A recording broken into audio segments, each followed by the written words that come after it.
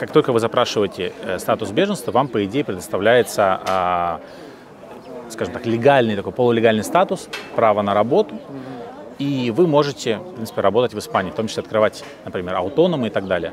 И раньше этот путь использовался для чего? Даже если человек понимал, что ему потом откажут, рассматривается это долго, год-два, например.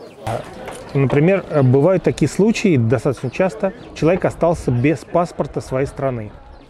Что ему делать? Но действительно похоже, что Испания в том числе готовится отчасти к возможному прибытию массовому людей из Латинской Америки, которые не могут либо попасть в Соединенные Штаты Америки, либо вынуждены оттуда уехать, либо были там депортированы и так далее.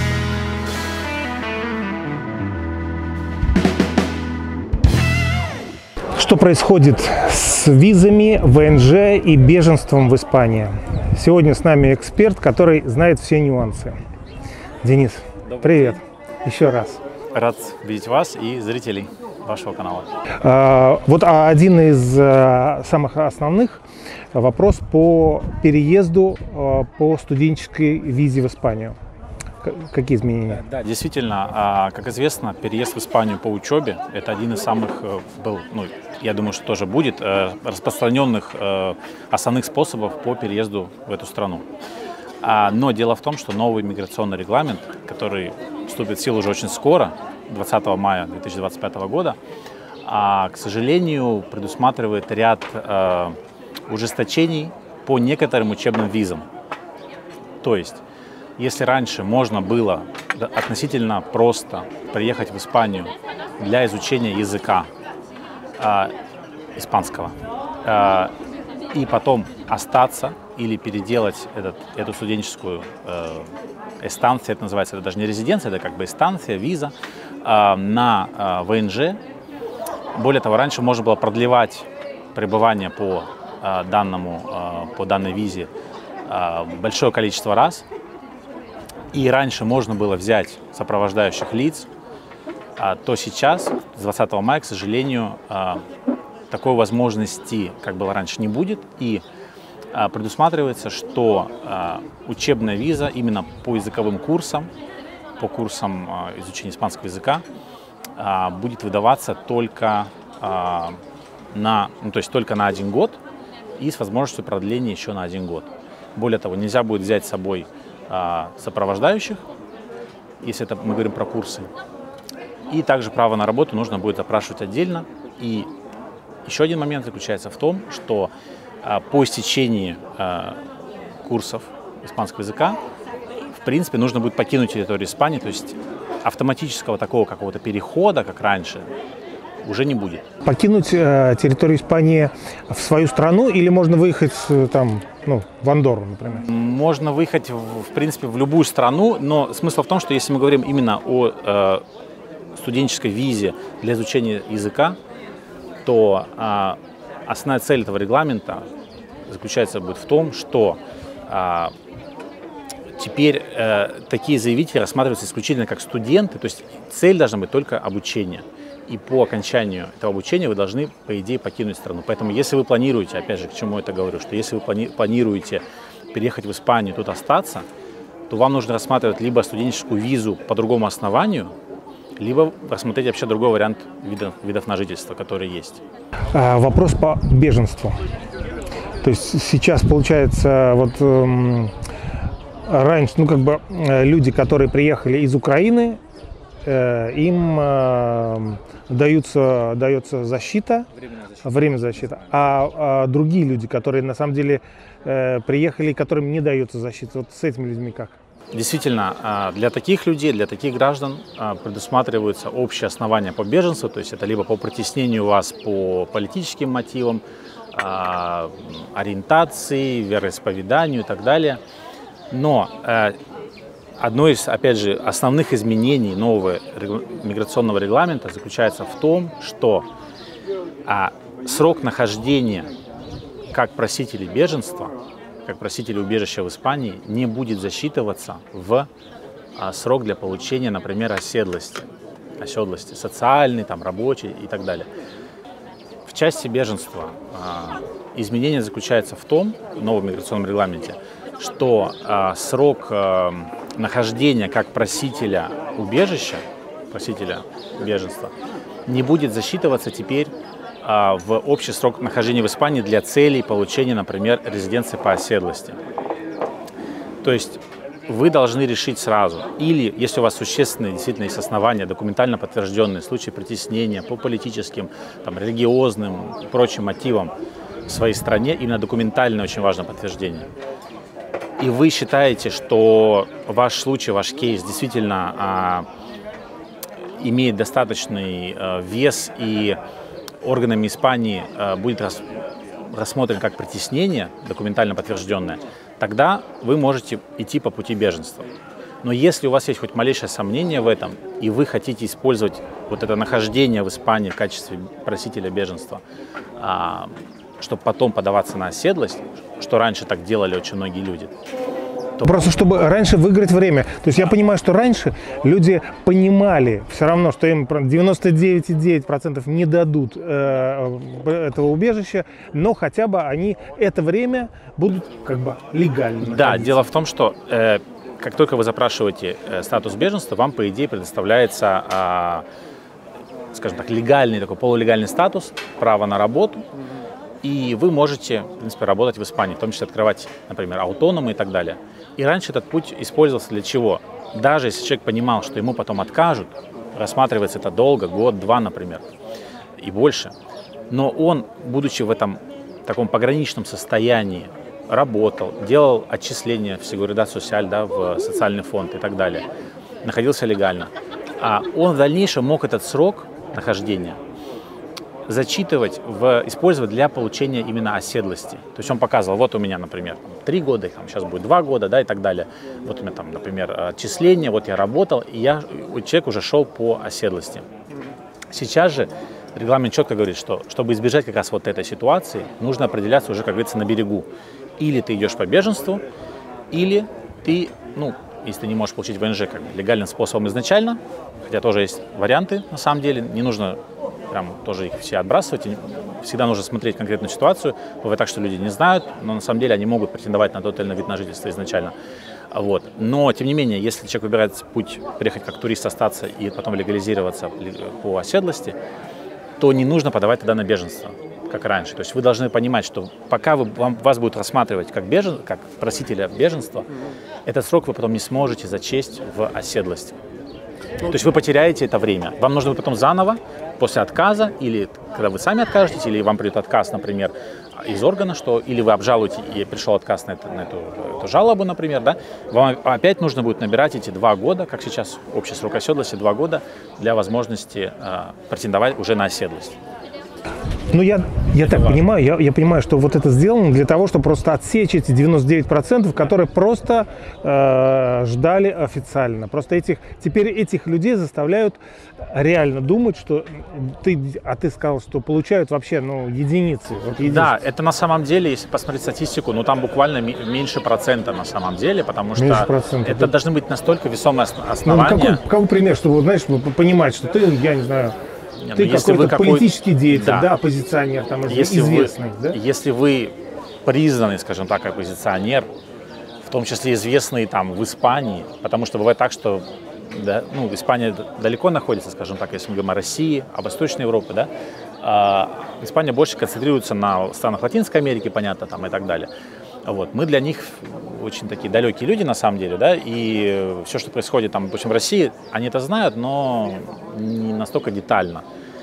И поэтому, если вы действительно не какой-то прям признанный там оппозиционер, журналист, за которого могут, скажем так, даже поручиться люди, предоставить доказательства. И самое главное, даже не столько это, сколько документальное подтверждение преследования, протокол о задержании, штраф, административный, привлечение к уголовной ответственности, опять же, там, приговор, не дай бог, суда о привлечении к уголовной ответственности и так далее. Если документов нет, и у вас будет даже очень красиво, действительно, и даже бывает не то, что красиво, я говорю, что очень многие люди, многие люди действительно притесняются, но, к сожалению, доказать это очень сложно. То есть должны быть документальные подтверждения. Если их нет,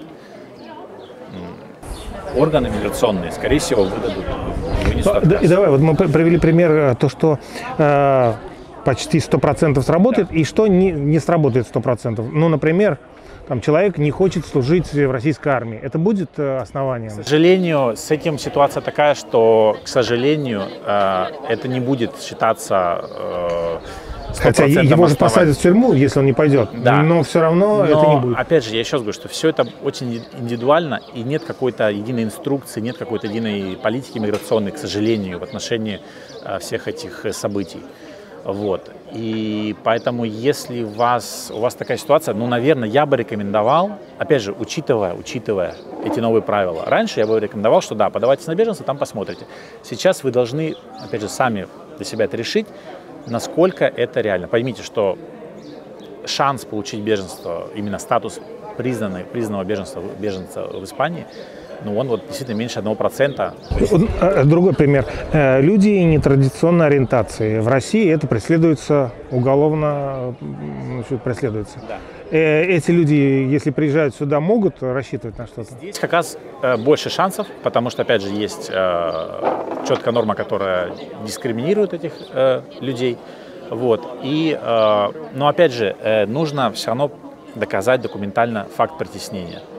То есть это должен быть какое-то взаимоотношение, взаимодействие с полицией или с судом и так далее. То есть просто, что вас притесняют, на вас косо смотрят, или даже на вас жалуются, или даже вам что-то пишут в комментариях. Это все вкупе, да, помогает, но очень важно именно документальное подтверждение притеснения.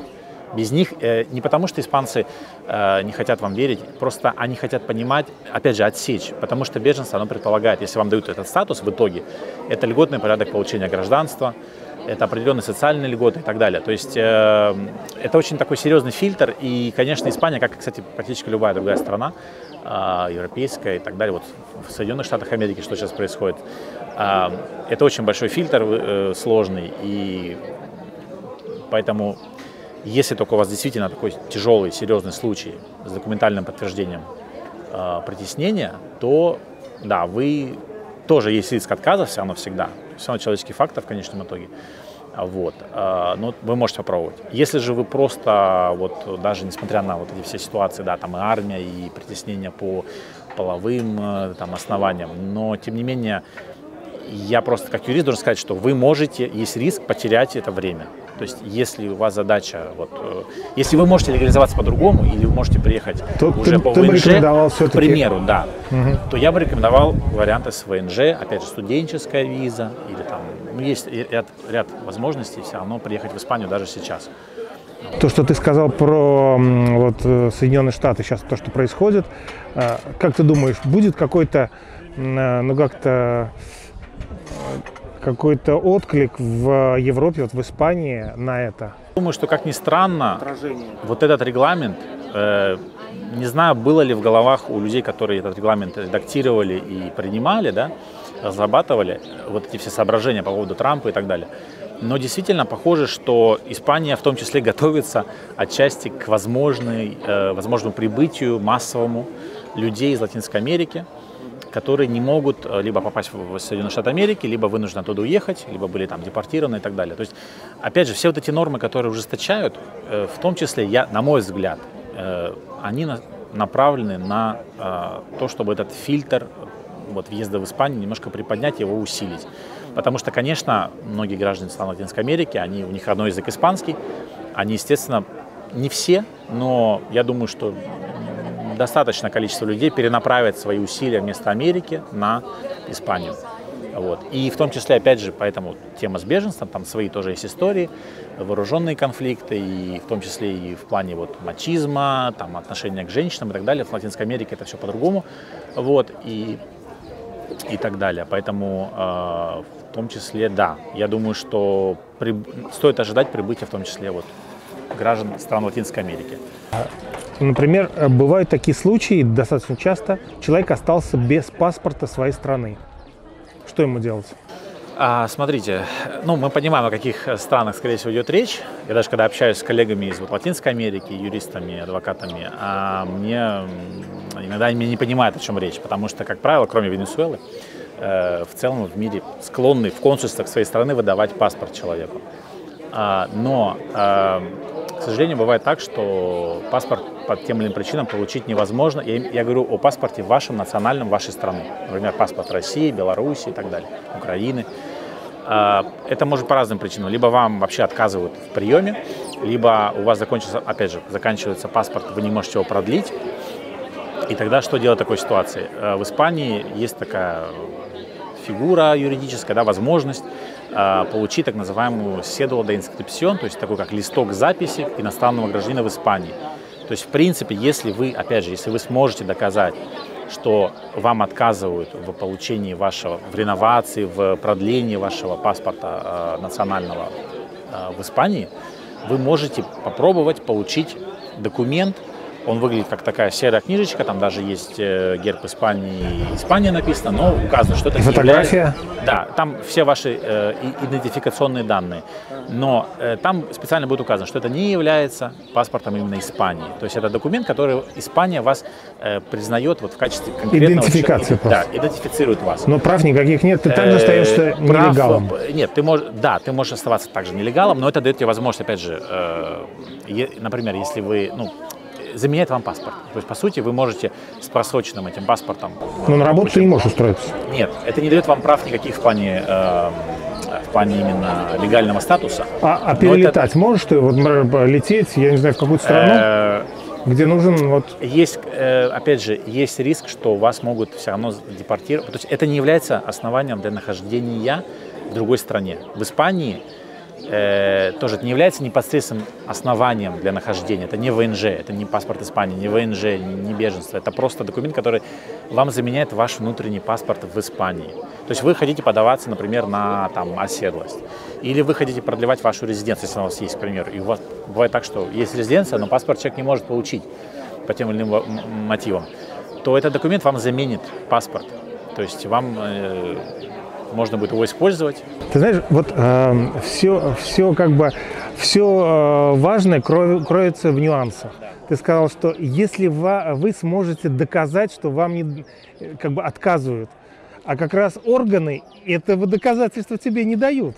Они могут тебе сказать на словах, могут просто тянуть время и просто не давать, но ты с этим это не доказательство? На самом деле, опять же, больше я на консультации могу рассказать про это, но каждая ситуация индивидуальна, но есть способы, как доказательства можно, скажем так, создать или усилить. То есть есть варианты попробовать, опять же, это не стопроцентная гарантия, но попробовать доказать вот это обстоятельство, что вам не выдают паспорт. Есть возможность. Да, это не просто вы приходите и говорите. А я хочу сказать, что под этим видео есть телефон, по которому можно связаться с Денисом.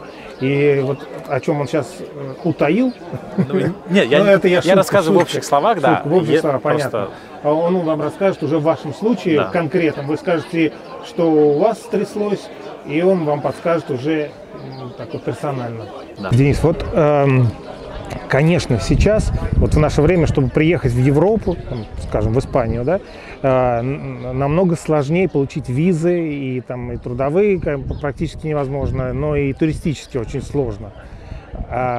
Что остается, какие пути остаются людям, чтобы переехать? Они решили переехать в Испанию. Я даже не могу представить, как перевести деньги, как все это перевести, хотя бы самим переехать. Вот на твой взгляд. На мой взгляд, опять же, можно пробовать разные варианты, и в зависимости от ситуации каждого человека можно придумать разные, скажем так, схемы, в легальном поле, как переехать. Это всегда очень важно. Конкретные детали конкретного кейса действительно могут менять ситуацию очень сильно, но основные пути, которые наиболее реальные, мы сейчас говорим, да, и я к ним не отношу беженство, опять же, я отношу именно такие стандартные пути. Это остается ВНЖ без права на работу, это учебная виза все равно, но именно не по курсам, а по либо вузу, либо в том числе есть возможность по курсам в подготовительном вуз попробовать это получить. Вот. И также цифровые кочевники тоже. Раньше была золотая виза, тоже это не для определенных категорий. Она уже все, и там другая совсем, затраты совсем другие. Вот. Но вот цифровые кочевники, ВНЖ без права на работу, учебная виза, Если у вас нет родственника в Испании, если был бы, да, какой-то резидент Испании, то воссоединение с ним. Вот, это основные такие, они продолжают оставаться, вот, по ним понятна в целом вот, как бы, практика выдачи этих ВНЖ, и я бы их рекомендовал, то есть, опять же, при индивидуальном подходе можно, вот бывает так, что люди смотрят и говорят, мне нужно показать такую-то сумму, например, на, там, без права на работу или еще что-то. Человек говорит, у меня вот, нет возможности показать такую сумму. Бывает так, что, зная вот нюансы, как ее можно показать, да, то есть какими документами. Бывает так, что у вас, допустим, ну, нету непосредственно на счете там вот этой, допустим, суммы, но у вас есть там какой-то другой актив или недвижимость, или вы, ну, то есть очень важно документально, там проверяется документально этот доход, да, то есть вы должны уметь обосновать именно, то есть, скажем так, если у вас документы составлены грамотно, то миграционный орган или там, консульство должно выдать вам этот ВНЖ. Вот, поэтому... А это откуда ты говоришь? То есть из своей страны начинать это все? Или смотря о чем мы говорим. Если мы говорим про, например, ВНЖ без права на работу, я его могу рекомендовать, потому что, ну, очень отработанная, больше 25 лет действует эта норма, и консульство, и миграционные органы в Испании, они уже, ну, настолько отработано это ВНЖ, то есть там уже все понятно, и реально, если вы вот соблюдаете требования, вам ее должны дать, то есть там проверяется исключительно, вот, ну, помимо там справки несудимости, да, общих каких-то там, понятно, пошлины и так далее. Если у вас есть вот эта сумма, которая составляет, например, на 2025 год 28 тысяч евро с небольшим, то вы, опять же, если у вас есть на человека, да, если у вас есть, вы можете доказать, где вы будете жить в Испании, то вам ее должны как бы дать. Вот. Это не важно, собственность или в аренде? Это может быть собственность и аренда, да. Вот. Поэтому просто смысл в чем? Вот это ВНЖ без права на работу, кажется, вот без права на работу. Во-первых, его можно модифицировать через год. Во-вторых, это полноценный вид на жительство, полноценная резиденция. Засчитывается как в ПМЖ, так и в гражданство. Если, допустим, у вас рождаются дети, например, вы резиденты Испании, у вас рождается ребенок здесь, через год он может получить возможность подавать на гражданство Испании. И продление очень понятное на самом деле. Да, там есть такая норма, что нужно показать сумму в 2 раза больше на следующий период. Но если даже у вас нет этой суммы, есть возможность попробовать показать, ну то есть продлить даже без наличия этой суммы. Такие тоже случаи есть, и это можно попробовать сделать. То есть не обязательно пугаться сразу вот этих вот больших сумм. Можно попробовать переехать и продлить ее нормально в дальнейшем, на следующие 2 года. И, кстати, в новом регламенте она также продлевается на 2 года. То есть в этом плане вот она остается как прежней в целом. И, да, и даже, я уже говорил в предыдущем видео, что появляется возможность показывать деньги не только в Испании. То есть в иностранном банке, возможно, в иностранном банке, например, вашей страны. Вот. Но посмотрим, как будет применяться. Но, во всяком случае, это такая вот лазейка, что ли, которую надо использовать. То есть надо пробовать по ней идти и Ну, а добиваться. Вот цифровой кочевник, это работает вообще эта вот виза? Цифровой кочевник тоже, да, прекрасная возможность, если у вас удаленная работа. Опять же, нужно фиксироваться только на слове цифровой кочевник. Там даже нигде не сказано, что это цифровой. В законе сказано, что это телетрабахадор де характер интернациональ, то есть удаленный работник международного свойства, международного характера. Там нужно доказать, что вы работаете удаленно, то есть это может быть и психолог, и даже какой-то вот консультант, переводчик, IT, да, это понятно. То есть любая удаленная занятость, соблюдая определенные реквизиты, вы можете попробовать получить эту визу. Это практически вот без права на работу, только без права на работу ты должен доказать сумму, да, на которой ты будешь жить, а вот цифровой кочевник должен доказать, что он работает на какую-то компанию, да, вне Испании. Либо он работает на компанию вне Испании, либо он работает, опять же, на себя, как ИП, на эту компанию вне Испании. И там есть небольшая норма, что можно работать и в Испании, но небольшой совсем процент, до 20% должно быть вашего оборота, да, на Испанию, вот, но это тоже вопрос, как это все проверять. Но, как правило, люди работают удаленно, реально удаленно, вот, и И там очень важно, кстати, стать сразу на учет вот, Seguridad Social, то есть очень важно соблюдать именно условия этого ВНЖ в течение его срока действия, потому что были прецеденты, когда это ВНЖ отзывали, если люди получали эту карточку, да, получали ВНЖ, изначально соответствовали требованиям, но потом перестали соответствовать. Вот. Это ВНЖ может быть отозвано, поэтому это очень важно. И сама норма этого закона, это другой закон, отдельный по инвесторам, по предпринимателям, международным этим работникам удаленным, кочевникам так называемым. Там прям есть норма о том, что органы периодически могут проверять соблюдение условий ВНЖ. То, что по другим ВНЖ тоже может быть, но не так часто происходит. По кочевникам они смотрят, что человек приехал, не просто так вот, а он именно должен тут работать, делать отчисления. То есть это, в принципе, для чего сделано? Чтобы привлечь сюда людей, которые хотят здесь работать удаленно, наслаждаться Испанией, вот, но при этом, конечно, тратить здесь, зарабатывать здесь. Да. То есть, я думаю, что интересно будет тем, кому исполнилось 30 лет. Потому что по новым правилам, если вам 30 лет, ваш возраст составит больше 30 лет, и вы претендуете на ПМЖ Испании, то карточка вот этого ПМЖ, она будет выдаваться не на 5 лет, как раньше, а на 10 лет. И это тоже важно. Вместо 5. Да, это важно. Опять же, мало ли что потом может произойти с паспортом. Мы так тоже это все обсуждаем, но я как бы юрист в России, юрист в Испании, поэтому я это смотрю, конечно, с точки зрения еще вот рисков возможных российских, да, и так далее. То есть это тоже важный нюанс, и это очень позитивная новость, потому что действительно ПМЖ, оно в принципе бессрочно. То есть там само право, оно не истекает какую-то дату, да, то есть оно бессрочно постоянно, пока вы либо и не уедете отсюда больше, чем на год подряд, или вы не получите гражданство Испании, или там сами не откажетесь от ПМЖ. Может быть, что-то случится, какая-то ситуация там. Ну, в принципе, даже если в тюрьму посадят, мне кажется, ты не мешаешь. Есть основания, в том числе, если так называемый орден де экспульсион, это решение как бы о выдворении, о депортации, да. Но тоже ПМЖ чем хорошо? Даже если совершается какое-то преступление, и прожили вы, например, 10 лет в Испании по ПМЖ, к примеру, и даже если вы не гражданин пока еще Испании, хотя вы можете запрашивать паспорт через 10 лет проживания в Испании, то при назначении наказания, в том числе в виде вот этого как бы депортации, это все учитывается. И, как правило, стараются это все не назначать, потому что считается, что человек укоренился уже в Испании, как бы, и он там, наказание отбывает в Испании. То есть не автоматически происходит вот это решение ПМЖ. Но действительно есть ряд оснований, по которым его можно потерять. Вот. Но если вы как бы, ничего не нарушаете такого, то есть даже если вы карточку ПМЖ, например, не продлеваете, это очень важно, да, опять же, с учетом вот этих паспортов и прочей темы, вы от этого не становитесь нелегалом, или вы можете продолжать тут жить, и все.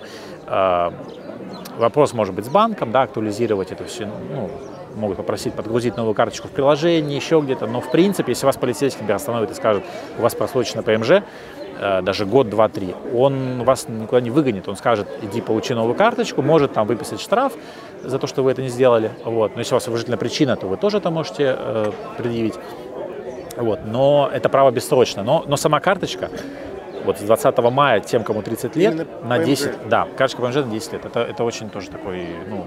Это я знаю некоторых людей, которые, не получив ПМЖ, уезжают куда-то, у них была карточка там на 5-3 года, они уехали, все это, значит, забылось, а потом они все-таки решили вернуться, и тем не менее они как-то получают ее. Можно восстановить. Если это, опять же, нужно понимать, ПМЖ, если это ПМЖ, которое вы получили, скажем так, заработанное здесь ПМЖ, которое вы 5 лет прожили и получили это ПМЖ испанское, и потом, например, вы общее основание для потери основное, когда вы на год выезжаете за пределы Евросоюза. Например, вы вернулись в Россию там, или в Америку поехали больше, чем на год подряд. Тогда, по идее, вы это ПМЖ не сможете продлить, вы его потеряете. Если вы будете жить 10 лет в Париже при этом как-то, вы его не потеряете. То есть вы должны выехать за пределы всего Евросоюза на срок больше, чем год подряд. Поэтому те, кто хочет сохранить, и нужно куда-то выезжать там, по работе, или человек хочет жить в другой стране, мало ли, так сложились обстоятельства, он может хотя бы на один день въехать, например, не обязательно даже в Испанию, куда-нибудь в Брюссель, куда угодно, в страну Евросоюза, и не потерять потом право обновлять эту карточку. Вот. Но если же так получилось, что вы, например, уехали вот на срок больше года и так далее, и потеряли это ПМЖ, то есть вариант восстановить его. Можно восстановить как в Испании, так и в консульстве. То есть достаточно несложная процедура вот, для того, чтобы восстановить. И опять же, ПМЖ, я всегда советую, вот, потому что зачастую люди, когда тоже спрашивают, вот, они хотят чего-то, например, одного. Да? Например, я хочу вот это или там это, да? То есть какую-то вот такую резиденцию, такую. Зачастую люди не продумывают, я замечаю, иногда не все, люди не продумывают свой этот миграционный путь. А это очень важно, потому что вы должны понимать, что там по учебной визе вы выйдете на такой вариант в дальнейшем. Или вообще должны будете уехать из Испании, ну, по общему правилу. Если вы приезжаете, там, вот как вот беженство мы обсуждали, это там второй вариант. Если вы должны понимать цель вашу. Цель должна быть получение ПМЖ, по идее. Это нормально, как бы иммиграция здорового человека, скажем так, да. То есть вы должны подбирать ваш миграционный этот путь в Испанию таким образом, его выстраивать, чтобы в конечном итоге вы получили ПМЖ. Ну, гражданство — это идеальная ситуация, это уже потом вы получите гражданство в свое время. Вот. Но это надо структурировать, это да? нужно структурировать, и бывает так, что просто иногда, вот я тоже, когда общаюсь с людьми, люди иногда, ну, как бы не понимают, вот, чего они хотят, вот, потому что, да, нужно знать, выбирать нужно те варианты, которые ведут вас именно к ПМЖ. Да, это лучше, потому что ПМЖ у вас потом уберет всю головную боль по продлению его, потому что, как мы уже говорили, даже если вы не продляете его, оно у вас не истекает, то есть оно не прекращается, само право проживать и работать в Испании.